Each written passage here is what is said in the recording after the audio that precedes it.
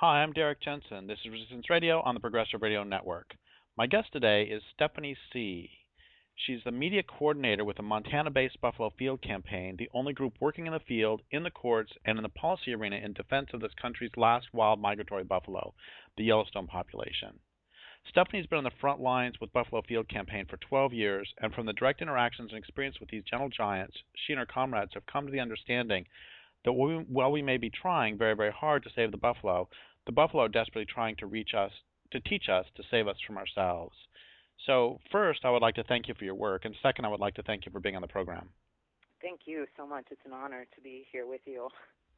Well, thanks. So the first question is, tell me about, and tell everybody about your activism. Well, as far as Buffalo Field Campaign goes, I started out as a volunteer there and have been the media coordinator there for the past, 11 years now. And basically, we run daily field patrols. Usually our field season runs from November through May and sometimes into June. And that's when the buffalo are migrating out of Yellowstone into the state of Montana, where they enter an extreme conflict zone. And what we do is we run daily field patrols, morning and afternoons, and sometimes even into the night, going to the locations where bison migrate into the Hebgen and Gardner basins, which are both west and north of Yellowstone, respectively. And we monitor their migration. We're on the landscape with them. And when agents with the Department of Livestock, the Park Service, the local Fish and Wildlife and Parks Agency, when they come out to harass or kill them, we are on the ground with cameras, and we document all the actions made against the buffalo. And we share that footage, and we share our firsthand experiences with decision makers, with First Nations, with our supporters, with the general public, with the media.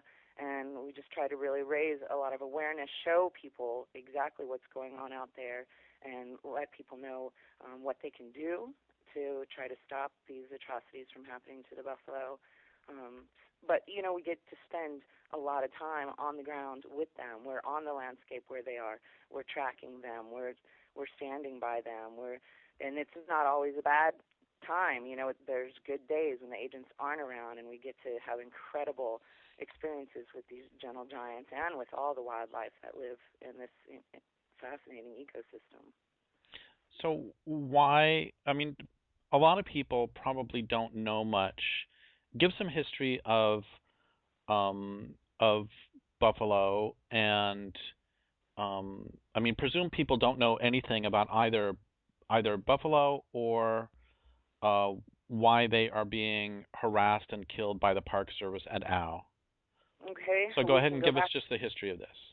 We can go back 500 years, I suppose, with the invasion of European culture and their attempted subjugation of the First Nations cultures that lived here. And as you have articulated so well, they invoked genocide across this continent in order to dominate and control. And the buffalo, being an integral part of First Nations buffalo cultures, to attempt to subjugate those indigenous people, of course, would be to wipe out the buffalo. And they tried very, very hard to do that. And millions and millions. There were at least 60 million buffalo that once roamed from Canada to Mexico, from Virginia to Washington State. And now we have less than 4,500 wild migratory buffalo left. They were gunned down. They were murdered by the tens of millions in a very short period of time, in less than 20 years. And now the vast majority of buffalo that live on the landscape are contaminated with cattle genes. They live behind fences. They are managed as livestock. And the Yellowstone population is very unique in that as the 19th century slaughter was happening, there were 23 individual buffalo that sought refuge in what is now Yellowstone National Park in the Pelican Valley. And when they were discovered by the cavalry was sent in to protect them. And from this population, we have today the last continuously wild migratory bison left in the country. And one of the reasons that there's such a heavy-handed mismanagement of these incredible animals is mainly the livestock industry. The livestock industry is a murderous industry from the get-go, and they wanted to clear the land to make room for invasive cattle, and they have done a very good job of doing that. And it's not only buffalo that have suffered from the livestock industry, as pretty much everyone knows. Wolves, prairie dogs, you name it. They've all been murdered for the cattle industry. And so in the state of Montana, you have the government of the state of Montana, like a lot of western states, was set up by the livestock industry. And the buffalo are a migratory species. They move with the seasons and the changing availability of forage, returning to calving grounds, returning to rutting grounds, and they move across the landscape. And Yellowstone National Park is located on a very high plateau, a caldera, actually, and the snows get extremely deep there. I mean, they can get to 12 feet deep at times in places, and the buffalo have to leave in order to get to food. I mean, they're pretty well adapted to live in the cold and pretty well adapted to live where there's snow, but that's too deep for pretty much any animal that doesn't hibernate. And so when bison migrate out of Yellowstone National Park, they cross the man-made boundary into the state of Montana, and Montana's response has been, up until recent years, to shoot them on sight. And in the winter of 1996-97, it was a very bad winter. There was a lot of deep snow fell, accumulated, and then it got warm, and a lot of that snow melted, and then it got really cold again, and so that snow became frozen like concrete, and the buffalo could not crater. They can use their huge head to sweep snow aside to get down to the grass, which elk and deer and other ungulates also benefit from. But that winter, it wasn't happening. And a lot of buffalo, over 1,000, died from winter mortality, and many hundreds more migrated into Montana, and 1,084 buffalo were gunned down by the state of Montana, by the Department of Livestock. And our campaign co-founder, Mike Meese, this is before BFC was in existence, had been there seeing this, and he was documenting it, and he sent some tapes out to a lot of First Nations leaders, and Rosalie Little Thunder, who was a Lakota elder, responded, and together they decided that there needed to be a presence on the ground, people needed to be bearing witness, we needed to be documenting, standing with the buffalo so that people could see what was going on out there. And that is how Buffalo Field Campaign formed. And we're still there 18 years later. The buffalo are still migrating, even in the face of all of this abuse and killing. They will not be stopped, and that is a beautiful thing. But it's a terrible thing to see what they have to suffer for following their instincts, for being buffalo. And where, if they were, you keep saying that they're migratory, if they were allowed to roam, where do you think that they would go? Would they, I mean, I don't know, would these particular buffalo want to migrate all the way down to Oklahoma, or would they just want to go into a valley in Montana? What do you think they would do? I mean, the short version of that is they would go into, they would probably head through the west and go down into Idaho. They would head west and go into other portions of Montana. They would head north and go into the Plains, Front Range regions of Montana. And eventually, I'm sure, I have no doubt that in the long term, they would reclaim all of their land, all of the suitable habitat that remains. They would reclaim that, and they need no help from us other than to get out of their way. So before we go further, I have a couple more questions I want to ask. One of them is that, we have talked. You and I have talked privately, and also, I'm sure we've talked to other people about this too, about this culture's hatred of wolves and how there is this just visceral hatred of wolves. But it's occurring to me too that, and of course this culture hates nature in general, but bison have been slaughtered in numbers even larger than the wolves. And first, do you know much about, and do you want to talk about wood bison, or do you not want to go there too? Because wood bison in the United States were completely wiped out prior to going after the plains bison. And then, Yeah. Go ahead. No, I'm sorry, I didn't mean to interrupt. Go ahead. Go, please. I don't know enough about. I don't honestly know that there is a very distinct wood bison, plains bison. I mean, these buffalo, once upon a time, were all contiguous across the landscape, and I think it was just, geographically, some were in more forested areas, but they still had contact with those in the plains. And the plains are definitely the heart of their habitat. And but I don't know a whole lot about the wood buffalo other than there's very similar mismanagement, maltreatment, abuse, killing that's gone on. Well, what I was going to get to with the first question is, do you perceive a similar hatred of the buffalo as there is of wolves when you talk to cattle people? Like, we know that cattle ranchers generically sort of hate prairie dogs. If you just talk to one for 10 minutes, they hate coyotes, they hate wolves. I have not, I've spent a lot of time in the West, and I've lived in the West my whole life, and I don't think I've experienced a cattle rancher hatred of bluebirds. I think that's about as far as I can say. But do they just shoot them because, we know that they hate them underneath, but is there the rhetoric of hatred that there is for the wolves, prairie dogs, etc.?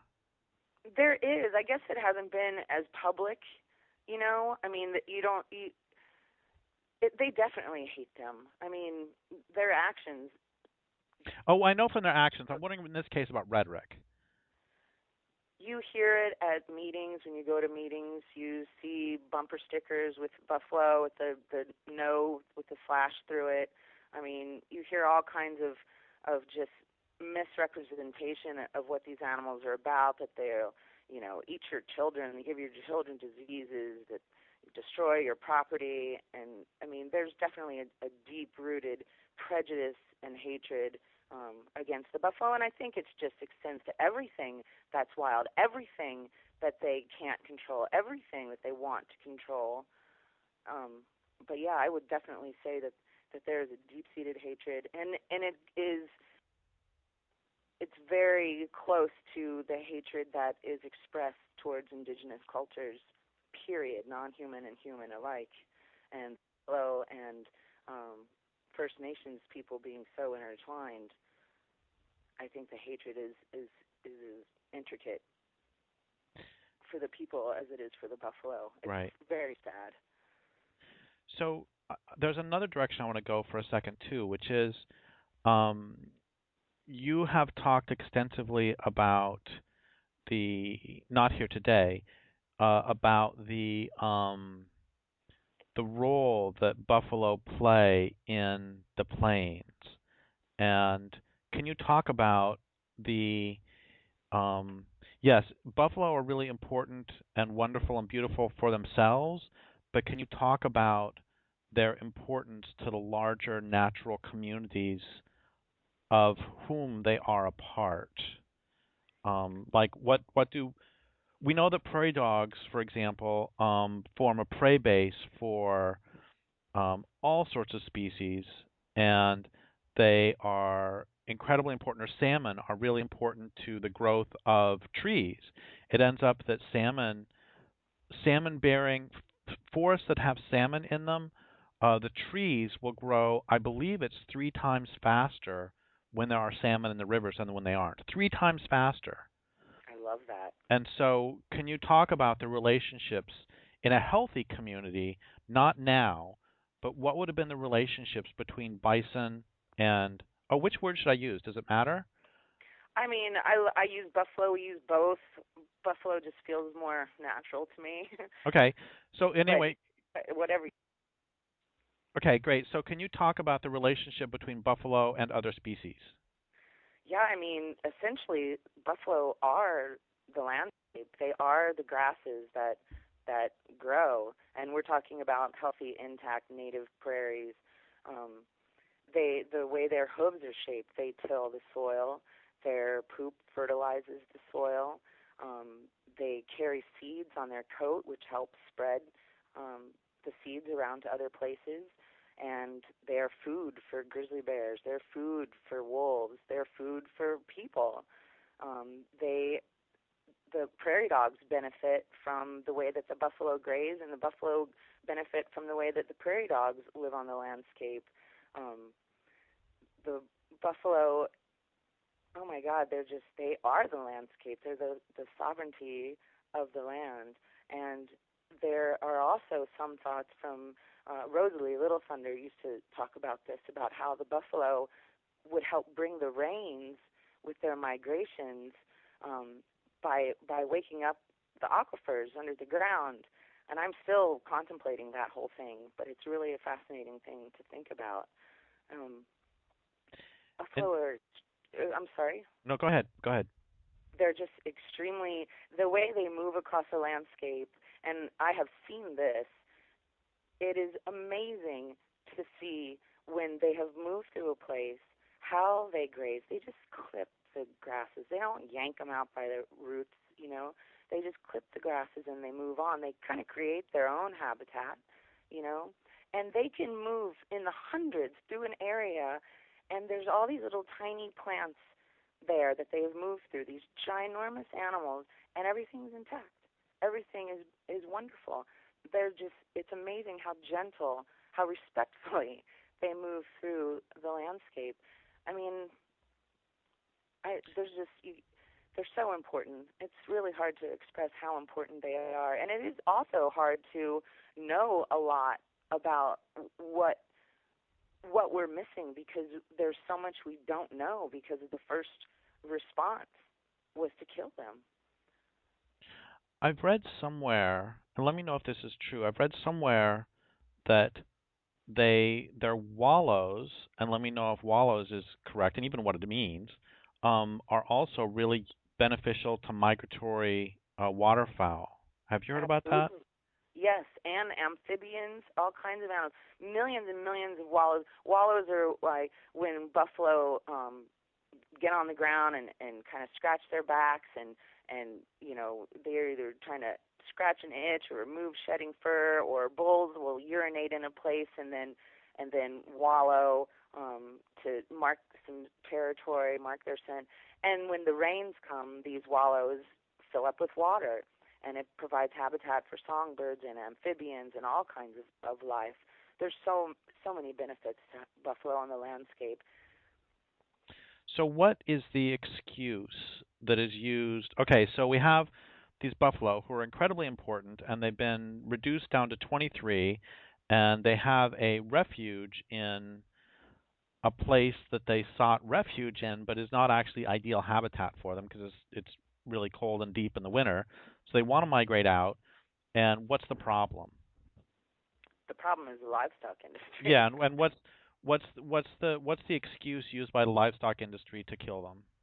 The excuse, and that's what it is a cattle disease that came to this country with cattle called brucellosis.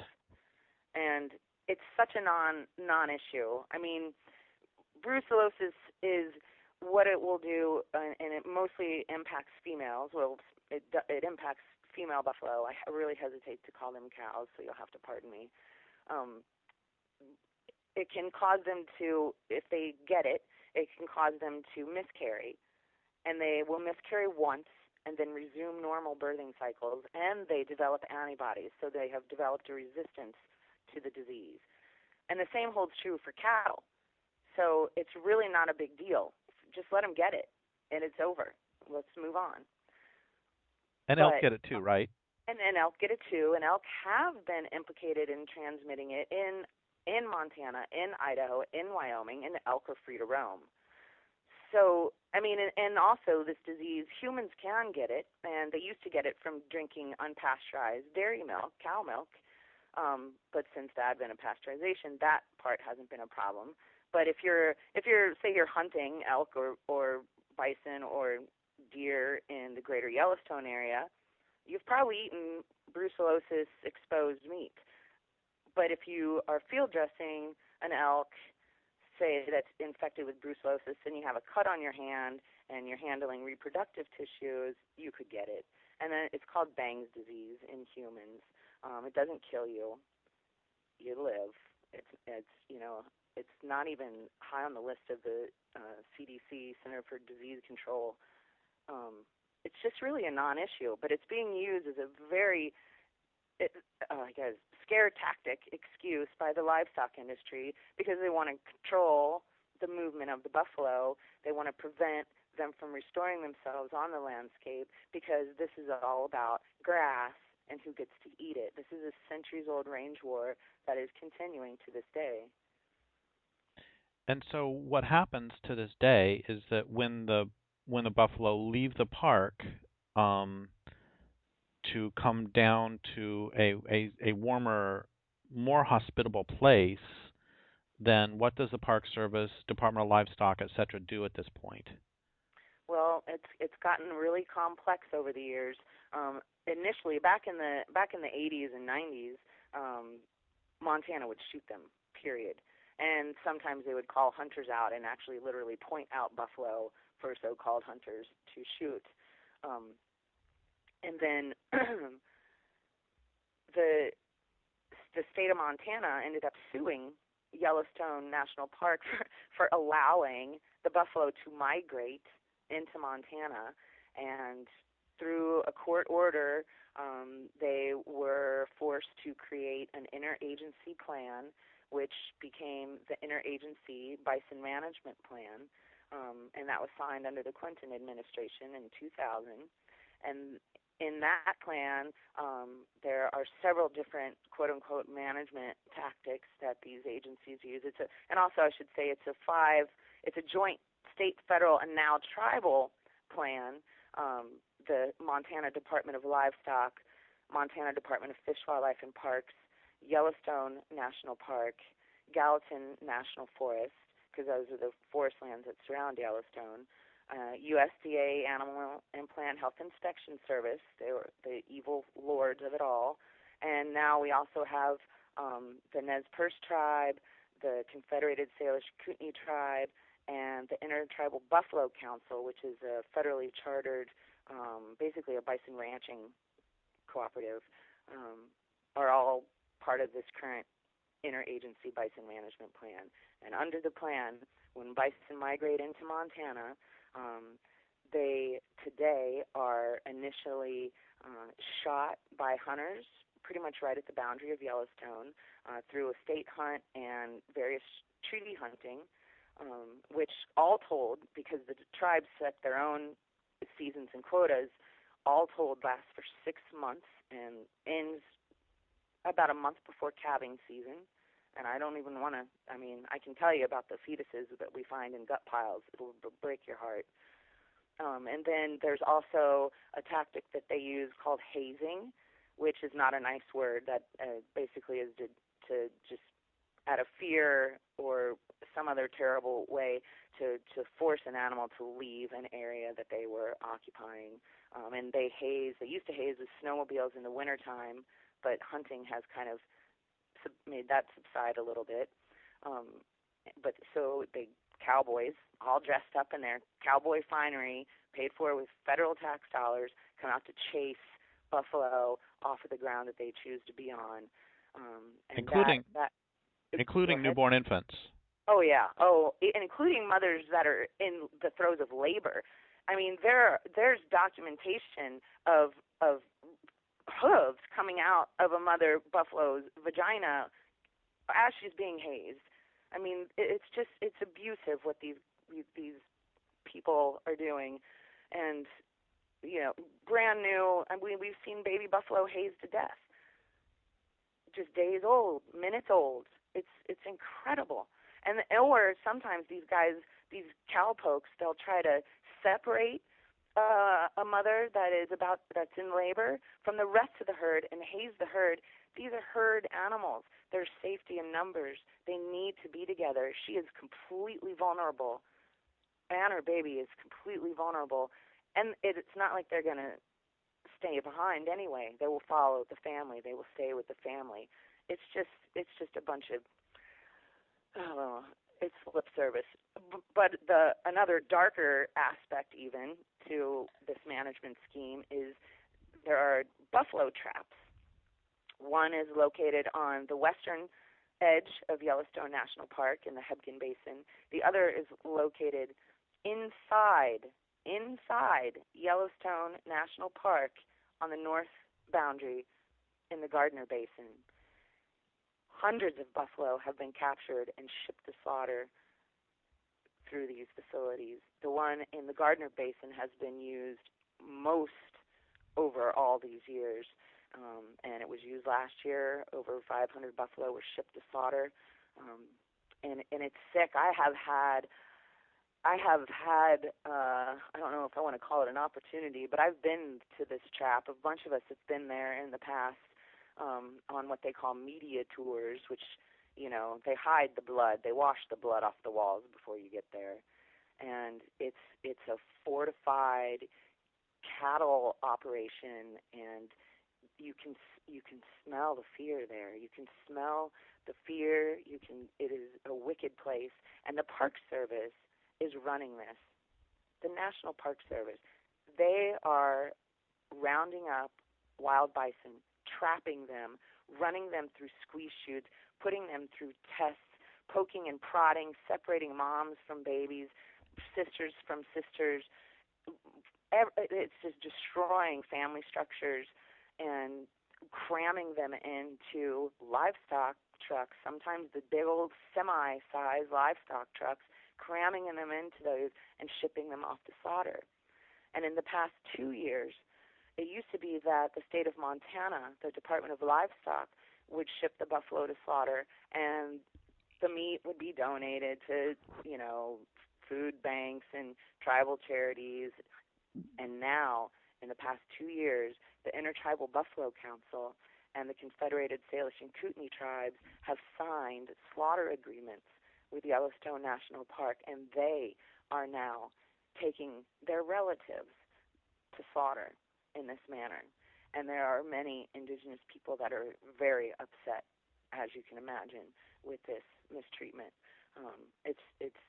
It's been a horrific bunch of years, and it seems that these agencies just continue to keep coming up with more and more nefarious ways of treating these animals.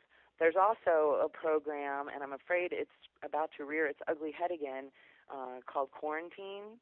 They did a quarantine feasibility study a few years back where, as they were capturing buffalo to ship them to slaughter, they were testing calves for if they had been exposed to brucellosis. They only do blood tests if they are going to test. They only do blood tests, and blood tests do not determine actual infection. Blood tests only show if an animal has been exposed, which means that from what we have discovered, that over 95% of the buffalo that have been deemed infected because of a positive blood test have actually had the resistance, the antibodies to brucellosis. So everything about this whole management scheme is wrong. And anyway, the quarantine feasibility study started by orphaning these calves. Their families were shipped to slaughter.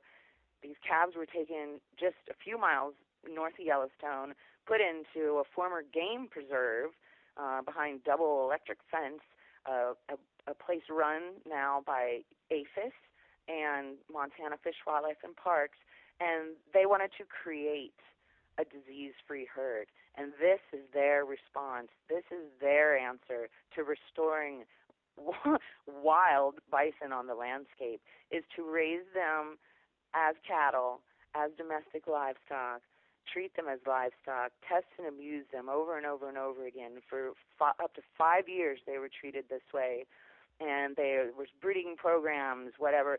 And then this is how they say that First Nations can get buffalo back on the landscape, buffalo from this population back home on their tribal lands. It's a slap in the face. A lot of Native Americans that we work with definitely liken it to the missionary schools, and unfortunately, it sounds like there is the potential for operational quarantine coming down the road.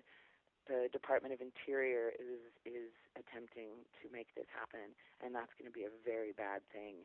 And what's even worse is that, you can't put buffalo behind fences. And these buffalo, when they go to the tribal lands, or if they ever go to any other public lands, they still remain behind fences.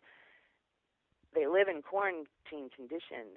You cannot call this wildlife restoration. And yet there are groups, and I'm going to name one of them, Defenders of Wildlife, that ultimately supports this and says it's the only way that wild bison will ever be restored on the landscape. And meanwhile, migration happens every year, and the buffalo are doing it by themselves every year. And we've got these political fences that we need to take down as much as we need to take the physical ones down.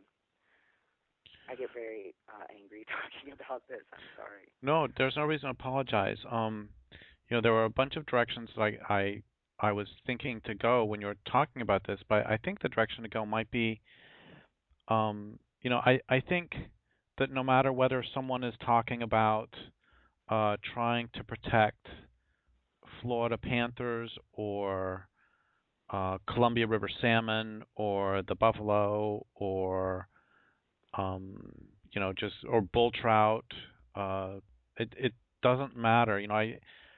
One of the nice things about being writing on these issues is that I do get to talk to activists all over the country and all over the continent, and so many activists have told similar stories of their desperation and sorrow and rage. And I've never forgotten something that somebody said to me, this was probably 1997 or so, at this conference. I gave a small talk, and then this woman came up to me afterwards, and she was a anti-pesticides activist. And she said a line that I've never forgotten, which is, she said, "Sometimes I feel like the only things that keep me going are rage and sorrow." And that's not to say she's not full of love, of course. That's not it at all. But can you talk about? I think it would be helpful to a lot of activists to just hear this spoken in public, to talk about the rage and sorrow and discouragement and what it is like to actually look at the bison and have the bison look back at you. It happens all the time. And I guess to even just start off, though, is, like I said, there are those days, and sometimes there's many of those days when nothing bad is happening, and we get to be with the buffalo, just with them on the ground, on their terms. We get to see how they interact with each other. We get to see how they move across the landscape. We get to see how much they care about each other.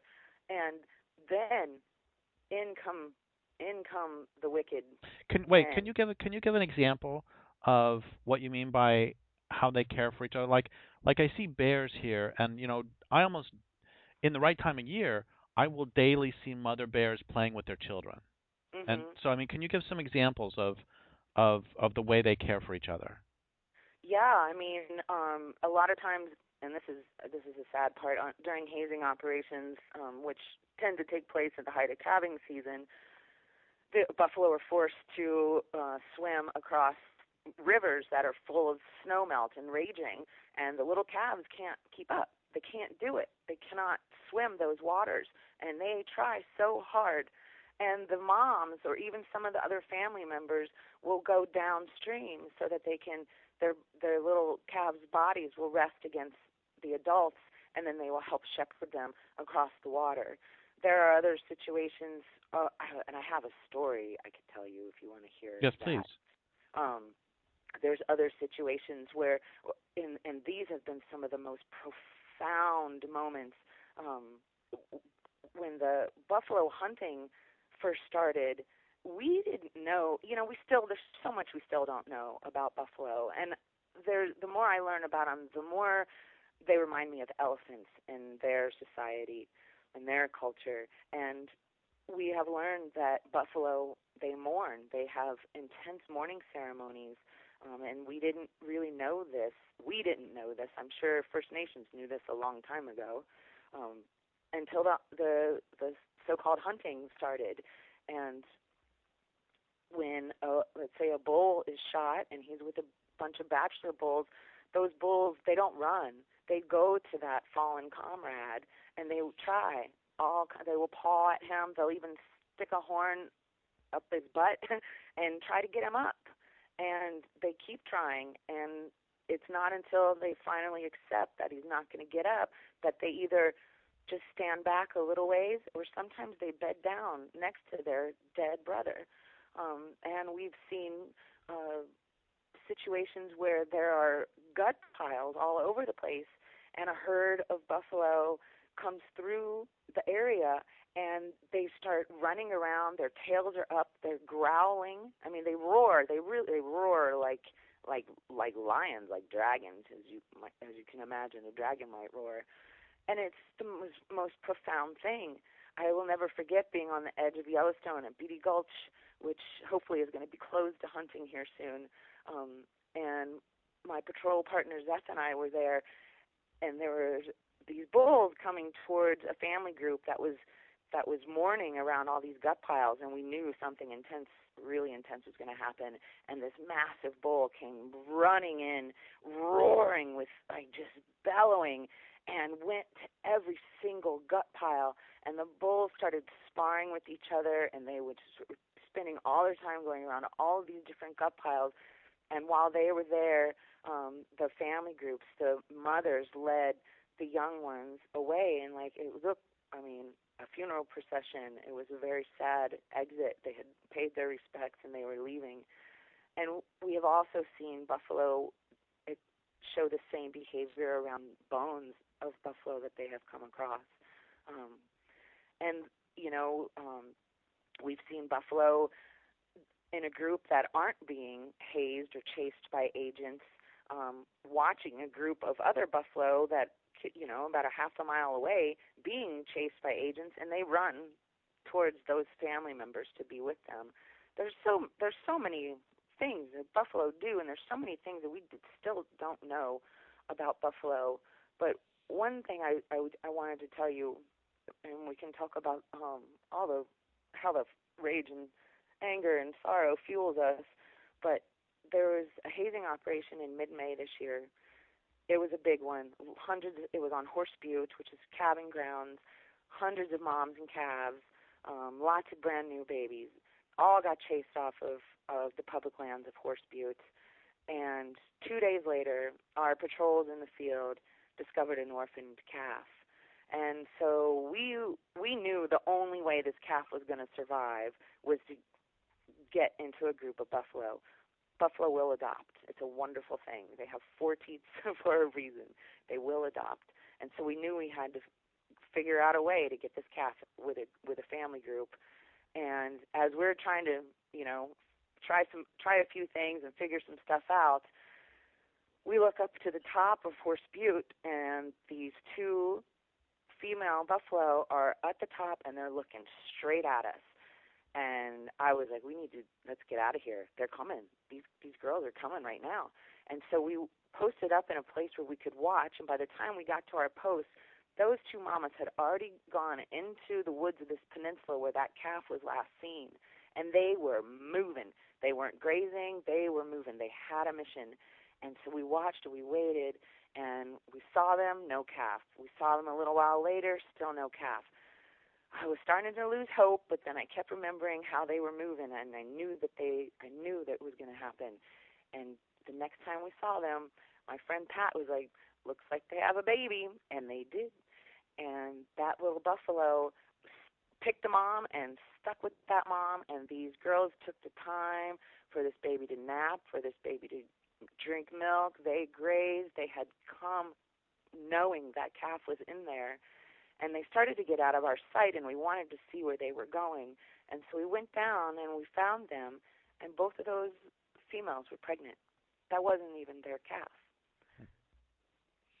It was one of the most amazing things I've ever experienced, seeing that happen. And these are the things that we get to experience being with these buffalo. And then these agents come out, and they have no clue how the buffalo live. They have no idea what these animals are like. All they know is they want to get them off the landscape, and they do it with brute force. And year after year after year it happens, and year after year we're watching. And I mean, I can't tell you how many times I've been looking through the lens of my camera, and all of us, this happens to all of us in the field, and a buffalo will stop and look at you, and you know they're asking you, why are you just standing there filming this? Why don't you stop and help my people? And that's exactly what you want to do. But we don't do it. It would take us out of the field, and for years. And it's just, I feel guilty about that all the time. I feel angry about that all the time. I feel it's very frustrating to still be doing this. I know we need to be doing this, and I will never stop, but I want to do more. I know we all want to do more, that we all need to do more. But at the same time, it's, I'll talk to my parents, and they're like, God, why? I don't know how you can do it. Why are you still doing this? You're sad or angry all the time. And I'm like, how can I not? I can't walk away. I can't walk away from these buffalo.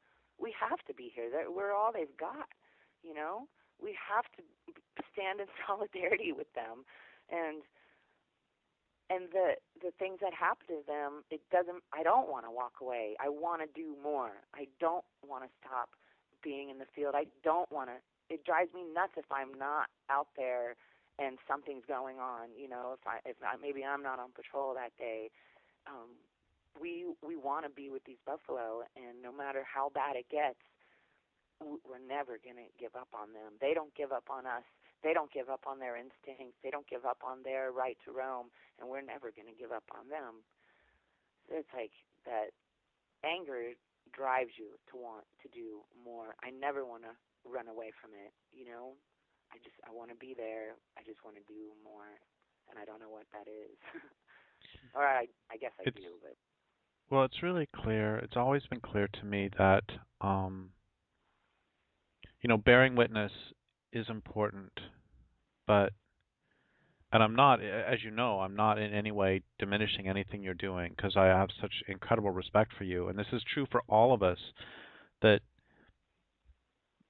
bearing witness is important, but I think that we need to always remember, too, that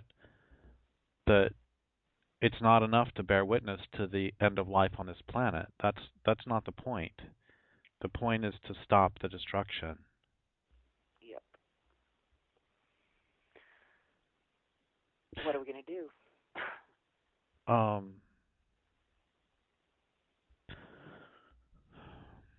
Well, it's really hard because, like you said, and we would know if they were space aliens who were doing this, we would all know exactly what to do. But if we did what was actually required, as you said, you'd be removed from the field. And this is something that we face. It doesn't, once again, this is the same. The sturgeon are floating belly up in the Columbia River right now because of the water's getting too warm, and because of the dams. And the sturgeon have survived. They survived the Missoula flood, and they're not surviving the dams. And this is true. I mean, what have the bison survived over?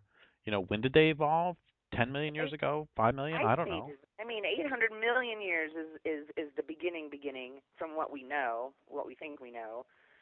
But I mean, these guys have survived ice ages. They can't survive the government. They can't survive this culture. I mean, they're hanging on, barely. But they've gone from, how many are there now? Did you say 4,500? About, approximately. Yeah, so it's great they've gone from 23 to 4,500, but they've also gone from 60 million to 4,500. Exactly. And that's a problem. Yeah, and another thing I've found, and one of the things I love about you, and is that in our communications, you have not shied away from the sorrow and the rage.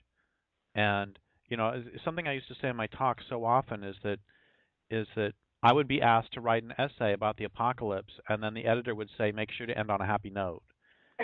And so many people spend so much time and energy, so many environmentalists too, spend so much time and energy trying to avoid feeling that sorrow and rage. And I think sometimes we spend more time trying to avoid feeling that than simply feeling it. I mean, maybe that's because we're taught that. I don't really know, but it's not reality to do that, and it isn't healthy to do that. So if you were writing a novel in which, and or let's forget the novel. We have like 3 minutes left, and I have a couple questions. One question is, what do bison need? You said that they can live on their own. What do they need from us, from you, from me, from people in general? They need us to stand back and let them walk the earth, period. It's that simple. And when there are those who are not letting them walk the earth, what do they need?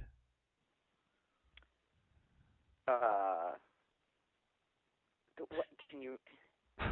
Well, here's what I think they need. I think what they need is for those who are not allowing them to walk the earth to not be allowed to not let them walk the earth. Oh, absolutely. It's that simple. It's that simple. So what do you want specifically from the people who listen to this interview? Well, actually, let's back up. I got two questions now. One of them is, so if they made you the queen of all things bison, and you can't bring down civilization, and you can't stop agriculture, and you can't even destroy the cattle industry. I'm not going to let you do those three things this week. You can do those in 3 years or something, okay? But for right now, you can't do those. Within the current power structure, I mean, what you can do is say, screw you to the cattle people about brucellosis. You can't destroy the cattle industry overnight. Let's pretend this for this little. We're also making you queen of all things bison, so you can't complain too much if there's a couple restrictions. Okay, so what would you do in the current situation for the Yellowstone herd in the short term to help them? Open up all the surrounding landscape. I mean, just let them use it. It's that simple. That's pretty straightforward and pretty easy, frankly. I mean, not politically easy, but that is a straightforward solution that doesn't require bringing down capitalism right now. Yeah, I mean, it's just that they need no help from us other than to leave them alone. They need no help. They can walk the earth. There's plenty of land. Just stand back. Get out of their way. So you would enjoy them. And how much of this land that you would want to open up to them is already public land? Oh, I mean, tens of millions of acres, and a lot of it contiguous into Idaho and other states. So even in the short term, a lot could be done, and you and I both recognize that private property is not sacrosanct. So we're not going there. That's fine. But even in the short term, they could do it without infringing on so-called private property rights. Absolutely. Well, that makes the whole thing even stupider, doesn't it? Yeah, absolutely. Okay. I feel like I'm living in an X-Files episode all the time. It's ridiculous. And then isn't one of the major landowners there a cult? Oh, the Church Universal and Triumphant. Yeah. Yeah. Yeah. Well, so we'll just leave that as a teaser. So last thing is, what do you want? Given the current power structures and given the fact that you are unfortunately not the queen of all things bison, what do you want people who hear this interview to do? Come to Buffalo Field Campaign. come spend time with the buffalo with us, see what's going on, see for yourself, get to know these buffalo, and the rest will fall into place for you. And do people, if they were to come there, do they have to be like so fit that they can hike 35 miles in the winter in Yellowstone? Nope. There's plenty to do, depending on it. I mean, we run lots of field patrols, but no, you don't. We have lots of stuff to do around the camp too. Lots of office work, in fact, to do, and maintaining the cabin, and there's tons to do for everyone. Anyone is welcome. So if somebody is not a marathon runner, they don't have an excuse to not actually do this. That's right. There's no excuse. Okay. And we provide room, and we provide board, we provide gear, we provide training. All you have to do is get there. And is there like a website they can go to find out, or phone number? Are you easy to find? BuffaloFieldCampaign.org. Okay. Well, thank you so much for everything you've had to say, and I would like to thank listeners for listening. My guest today has been Stephany Seay. This is Derrick Jensen for Resistance Radio on the Progressive Radio Network.